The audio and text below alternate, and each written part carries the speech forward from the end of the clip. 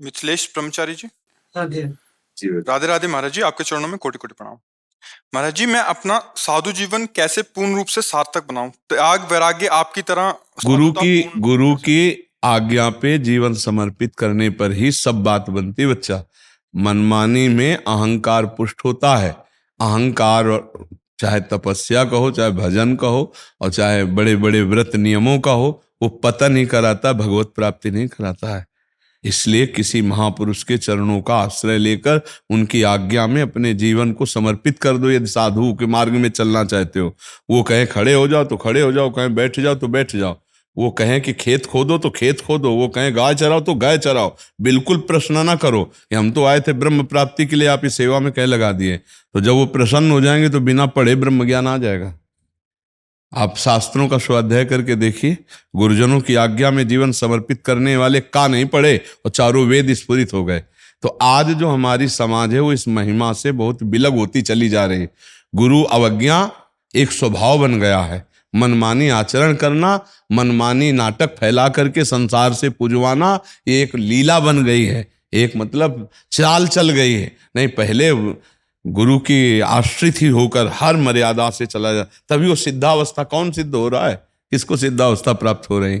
सिद्धावस्था का मतलब होता है देह भाव रहित भगवदानंद में हर समय डूबे रहना। अब वही रुपया, वही संसार, वही मान, वही प्रतिष्ठा, वही भोग वासनाएं, ये बढ़ रही हैं, ये बढ़ रहे ना, इसका मतलब है गुरु का सेवन नहीं हुआ। तो हमारी तो प्रार्थना है कि किसी महापुरुष को गुरु रूप में वर्ण करके और उनकी आज्ञा पे चला जाए। ये सहसा किसी को गुरु बनावे नहीं, ये भी बात जान लो। किसी का प्रवचन सुन के, किसी का प्रभाव देख के सहसा किसी को गुरु बनावे नहीं। पहले कुछ समय तक दूर रह करके उनकी चेष्टाओं को देखें अपनी दृष्टि से। दूसरे अच्छा कहें बुरा हमें नहीं, हमें देखना, भगवान से प्रार्थना करे कि मुझे गुरु रूप से मिलो। और जब जिनके देखते ही, जिनके मिलते ही हृदय शीतल हो जाए और लगे हमारी बात बन गई, तब धीरे धीरे जुड़े, और जब जुड़े तो प्राण समर्पित कर दे, फिर कदम पीछे न हटावे। सहसा किसी को गुरु न बनावे, और जब गुरुदेव का वर्ण कर ले तो तन मन प्राण न्यौछावर कर ले, उनकी आज्ञा पे चले तो वस्तु की प्राप्ति हो जाएगी।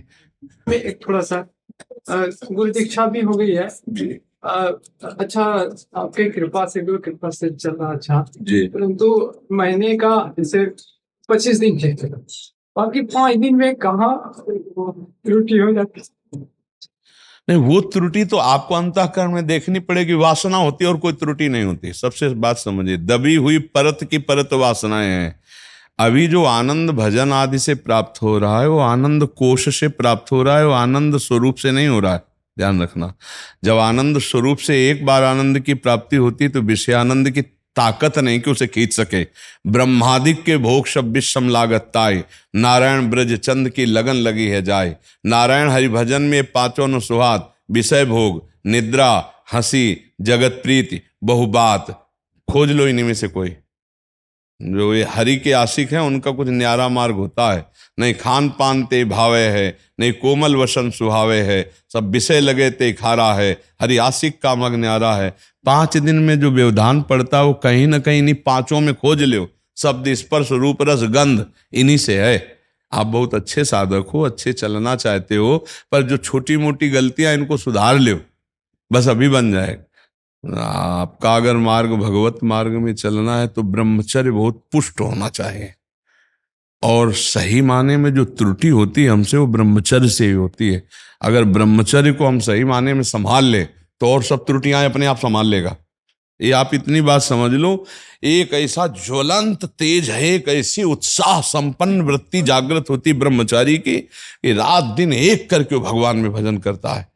इसलिए संसार नमन करता है उन महात्माओं को जिन्होंने अपनी इंद्रियों पर काछ वाछ मन निश्चल राखे, धन धन जननी तेरी रे, लंगोटी का पक्का, जबान का पक्का, मन का पक्का, भूल न देख को मारक पाऊं। प्राण चाहे चले जाए कदम पीछे नहीं हटाएंगे, प्राण चाहे निकल जाए हम गलत मार्ग में कदम नहीं रखेंगे।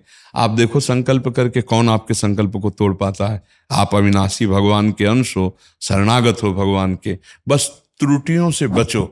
जो त्रुटियां हमको कमजोरी प्रदान किए हुए हैं उन त्रुटियों को पहचानो कि हमें अमुक संग से गिरने की संभावना है, अमुक संग से गिरने की संभावना है। बस पर दोष दर्शन, पर निंदा, पर चर्चा से बचो। अल्पाहार करो, अल्पाहार उचित, बिल्कुल कम नहीं और बिल्कुल ज्यादा नहीं, मतलब युक्ताहार विहार से। और इसके बाद थोड़ा शरीर के लिए व्यायाम करो, जैसे कुछ शारीरिक ऐसे श्रम आदि व्यायाम, और कुछ आसन में बैठना सीखो।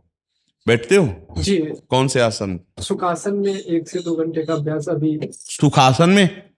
नहीं नहीं भाई, सुखासन तो संसारी पुरुषों के लिए है। साधन में चलने के लिए सिद्धासन और पद्मासन में बैठना चाहिए। बच्चा अभी तो तुम जवान हो। सुखासन तो सहज भाव में ऐसे बैठा हो, बात अलग है। संसार साधु का नौजवान हो, तुम्हारे लिए पद्मासन में बैठे हो कभी? जी, अभ्यास करता हूँ कभी कभी। नहीं, कभी नहीं है तो जैसे भोजन रोज हम करते हैं ऐसे रोज आसन में बैठते हैं। पद्मासन लगाना आता है? लगाओ। हाँ, बहुत सुंदर। अब इस आसन में हाथ रखो नीचे, वैराग मुद्रा। आप कितनी देर बैठ सकते हो आप ऐसे बिना हिले डुले? 45 मिनट में बैठ सकता हूँ। हाँ ठीक, बहुत सुंदर। लेकिन आज से अब 45 मिनट बैठना झूठ नहीं होना चाहिए, ठीक है? 45 मिनट का अभ्यास बढ़ाते हुए धीरे धीरे 1-1 मिनट का ले जाओ। ये जब यहाँ टूटने लगता है ना, दर्द होता है भीषण, उस समय आप मंत्राकार वृत्ति करो तो आपके अंदर की पूरी गर्मी बढ़ेगी, हर नस नाड़ी आपकी एकदम जागृत होगी, तभी सुषुम्ना खुलती है, तभी ऊर्ध्वगामी वीर्य होता है। ऐसे थोड़ी होता है। अच्छा, सिद्धासन लगा सकते हो? अभी उन लोग जानकारी नहीं है। जानकारी नहीं, हम आपको बैठे बैठे जानकारी दे रहे। पैर हटाओ।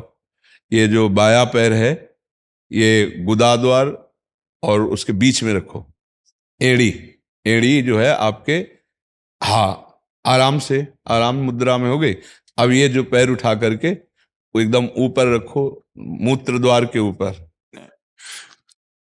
ऐसे उसको सीधा करो, पैर को थोड़ा सा। नहीं।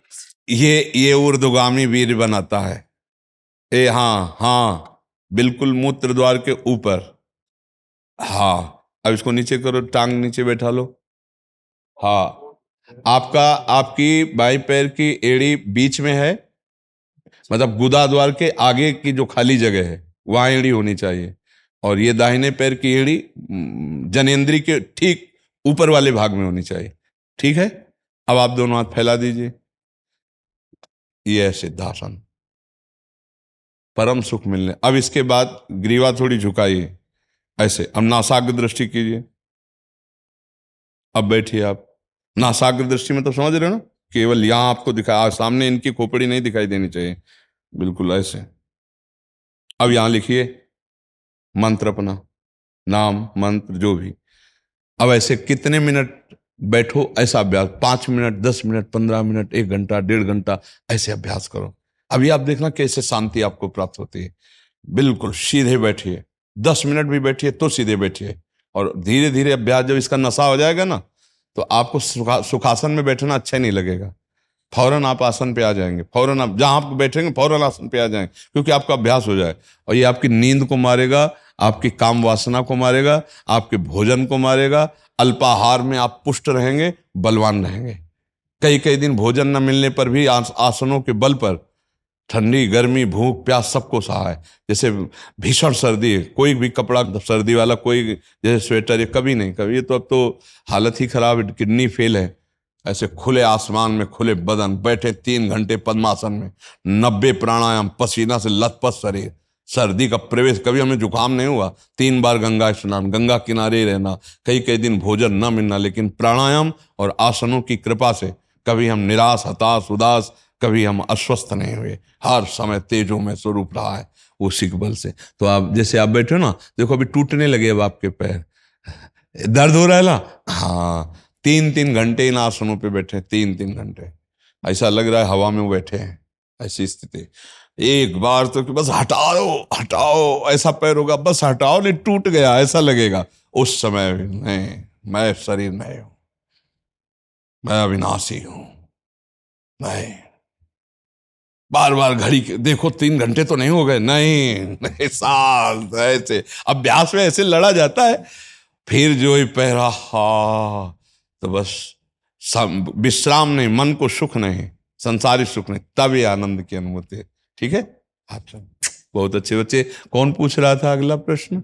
महाराज जी ये कह रहे थे कि गुरु के आदेश पर सुदृढ़ कैसे हुआ जाए, जैसे आपने बोला कि गुरु के आदेश पे देखो, रहना। श्रद्धा सुदृढ़ करती है। श्रद्धा अगर हमारी पुष्ट है गुरु चरणों में, तो हमारा विचार ही नहीं उठेगा, जो वो बोले वही करना है, बिना ही विचार ही करी शुभ जाने। इसमें श्रद्धा प्रधान, प्रथम हृदय श्रद्धा जो करे।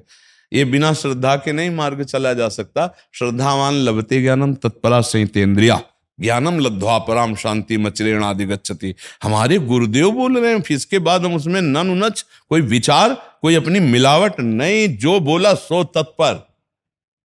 उसमें हमको सुदृढ़ करने की, सुदृढ़ तो किसी सलाहकार की बात पर हम सोच सकते हैं, गुरु के वचनों में थोड़ी सोचा जाता है। गुरु के वचन तो जो बोल दिए बस हो गया, अकाट्य। इसीलिए हम पहले नहीं कहा कि अगर कह रहे फावड़ा चला तुम फावड़ा चलाएंगे, कहते हैं गाय नहा तुम गाय नहा रहे हैं। हमें प्रश्न थोड़ी करना है कि हम आए भजन को, आप हमसे गोबर फेंकवा रहे हो, आप हमसे नहीं, हम आपके बिक चुके हैं, तो गोबर फेंकते फेंकते सिद्ध हो जाओगे, गाय की सेवा करते करते सिद्ध हो जाओगे, फावड़ा चलाते चलाते सिद्ध हो जाओगे। गुरु कृपा बहुत बड़ी वस्तु है। बस एक बार अहंकार गुरु के चरणों में समर्पित हो जाए, वो जैसा बोले वैसा हम करें। ये आप उपनिषद उठा के देखो, 12-12 वर्ष तक सेवा में लगाए रखे, एक बार फिर बोला, छांदोग्य उपनिषद में पढ़ा, तू प्राण नहीं है, बैठ गया मैं प्राण नहीं हूं, तू मन नहीं है, और वहां पहुंचा दिया, जो है उसी में स्थित कर दिया। सेवा में लगे, सोनी लगा रहे, आश्रम की सेवा में लगे 12 वर्ष तक। तो 12 वर्ष में इतना शब्द क्यों बताया? क्योंकि 12 वर्ष तक तप के द्वारा, सेवा के द्वारा शरीर और मन सब पवित्र हुआ। अब उनके वाक्य जो महावाक्य हैं उनको समझ पा रहा है जीव। तो गुरु के वचनों में तो प्रश्न ही नहीं बनता कि सुदृढ़ कैसे हो। प्रबल श्रद्धा होनी चाहिए। गुरु जो बोल रहे हैं उनके वचनों में हमें अगर संशय रहेगा, तो फिर अगर संशय हो जाए तो उन्हीं से निवारण करे, दूसरे से नहीं। महाराज आपने ऐसा कहा, वैसे तो बहुत नीच होने के कारण हमें आपकी आज्ञा पर प्रार्थना करते हैं कि मेरे को समझ में नहीं आया कि आप ऐसा, फिर दूसरे से कभी प्रश्न ना करे, उन्हीं से करे, और उनके वाक्य मात्र से ही हमारा कल्याण हो जाएगा। मंत्र मूलम गुरु वाक्यम, उनके वाक्य ही भगवत स्वरूप हो। गुरु में भगवत भाव करना बहुत कठिन बात है। कहते हो क्या सब देते हैं, गुरुर् ब्रह्मा गुरुर्विष्णु गुरुर्देव महेश्वरा गुरु साक्षात पर ब्रह्म तस्मै श्री गुरु। लेकिन ये भाव लाना कि गुरु साक्षात पर ब्रह्म बड़ा मुश्किल है। अगर ये भाव आ गया तो फिर और किसी भगवान के दर्शन नहीं करने, हमारे गुरुदेव हमारे भगवान है, यही अनुभव हो जाएगा। गुरु और भगवान दो नहीं होते।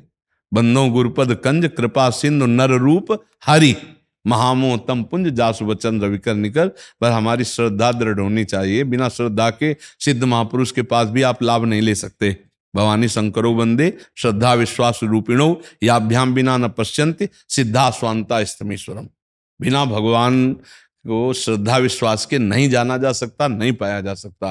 बिन विश्वास भगति नहीं ते बिन द्रवहि न राम, राम कृपा बिन सपने जीव न लह विश्राम। इसलिए गुरुदेव के वचनों पर दृढ़ श्रद्धा विश्वास, निकल जाओगे। उसमें सुदृढ़ क्या हो, मेरे गुरुदेव बोल रहे हैं। हाँ, अब ये बात समझने के लिए सत्संग करो, शास्त्र स्वाध्याय करो, पवित्र आहार करो, बुद्धि शुद्ध होगी तो ये विश्वास करने लगेगी। अपवित्र बुद्धि संशय खड़ा कर देती है। गुरुजी ने ऐसा क्यों कहा? नहीं, ऐसा नहीं, ऐसा होना चाहिए। तो मतलब आप गुरु के वाक्यों पर विचार करके अपनी बुद्धि का आरोप कर रहे, इसलिए अपवित्र बुद्धि है। पवित्र बुद्धि जो बोला वैसे ही मान लिया, वैसे ही चल दिया, जैसा बोला वैसे ही मान लिया, तो भगवत प्राप्ति निश्चित हो जाती है। गुरु अमोघ वस्तु, बिल्कुल दक्षिण मार्ग बोल रहे हों तो भी उनकी बात मान ले तो दक्षिण मार्ग में भी भगवान खड़े मिलेंगे। मतलब बिल्कुल विपरीत बोल रहे हैं तो भी भगवान मिल जाएंगे, क्योंकि आपकी श्रद्धा और विश्वास है दृढ़, तो उसमें भगवत प्राप्ति हो जाएगी, पक्का भगवत प्राप्ति हो जाएगी। केवल गुरु वचनों पर विश्वास हो जाए। हमारा बहुत मन पवित्र है, बुद्धि अपवित्र है, तो बड़े तर्क वितर्क करती रहती है। नहीं तो गुरु वाक्य स्वीकार करते ही परमार्थ की आगे वृद्धि होने लगती है, फिर ज्यादा परेशानी नहीं आती। तो गुरु वाक्य तो वैसे ही ब्रह्म वाक्य, उसमें सुदृढ़ क्या करना? क्यों? हमारी श्रद्धा कहती है उसमें क्या सुदृढ़ हो, तो गुरु वाक्य है। और कोई बोले तो हम उस पर विचार करें, गुरु वाक्य पर क्या विचार करें कि हमें इस पर अपनी थोड़ी बुद्धि लगानी चाहिए। क्या आपकी भावना है? जी सरकार, पूरी नहीं हो पाती आदेश। उन्हीं से प्रार्थना कीजिए कि आप गुरुदेव भगवान ऐसी है, मुझे सामर्थ्य दीजिए कि मैं अक्षरशः आपकी आज्ञा पर चल सकूं। उन्हीं से विनय कीजिए। कौन सी ऐसी सामर्थ्य नहीं जो गुरुदेव में ना हो। वो मुस्कुराकर कृपा कर दे तो उनकी आज्ञा पालन करने, उन्हीं से प्रार्थना कीजिए, वही कृपा करेंगे कि हे गुरुदेव भगवान, आप मेरे को ऐसी सामर्थ्य दीजिए कि आपकी आज्ञा पालन करने में कभी ननुनच न हो, कभी विचार न हो, और मैं अक्षरशः आपकी आज्ञा का पालन करूं। तो वो सामर्थ्य दे देंगे, उन्हीं की सामर्थ्य से ऐसा हो जाएगा। जी।